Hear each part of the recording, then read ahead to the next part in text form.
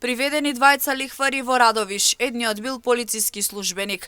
На 5 февруари во Радовиш полициски службеници од секторот за внатрешни работи Струмица ги лишиле од слобода ГТ 49 години од Радовиш и ДГ 25 години, полициски службеник од село Раовица Радовишко, поради сомнение дека сториле кривично дело лихварство по член 260 став 2 од кривичниот законник.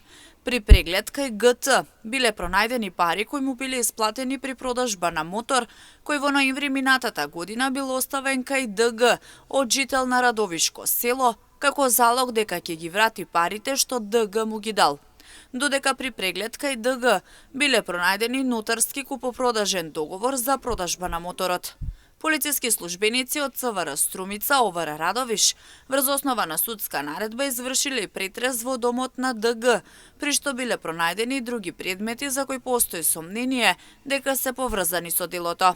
За настанот се известени Оделот за внатрешна контрола, криминалистички истраги и професионални стандарди при Министерството за внатрешни работи и јавен обвинител. По целосно документирање на случајот, против лицата ќе биде поднесена соодветна пријава.